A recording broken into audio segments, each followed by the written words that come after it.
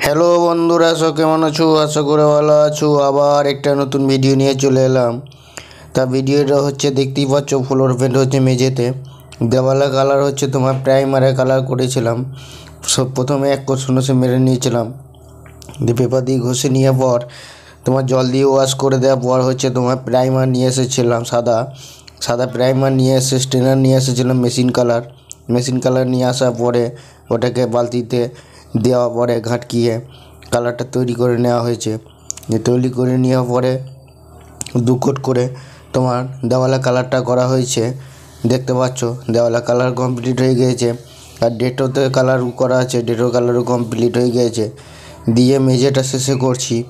মেঝেটাকে প্রথমেতে জল দিয়ে ধুয়ে নিয়েছিলাম, পরিষ্কার করে সব পেপার দিয়ে মেজে জল দিয়ে ধুয়ে নেওয়ার পর তারপরেতে তোমার শুকিয়ে নিয়েছিলাম একদিন। শুকিয়ে নেওয়ার পর 1 কোট করে কালার সব চাপানো হয়েছে।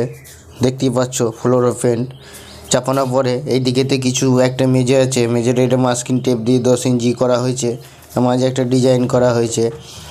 কিন্তু এখনও বাকি আছে মেঝেটা, এখন ওইটা হবে মাঝখানটা তোমার হবে ব্ল্যাক কালার হবে। এখন ব্ল্যাক কালারটা কোনো করা হয়নি, সাইডেরটাকে করে নেওয়া হয়েছে। যদি ভিডিওটা ভালো লাগে লাইক কমেন্ট শেয়ার করবে আর ভিডিওটা শেষ পর্যন্ত দেখতে থাকবে।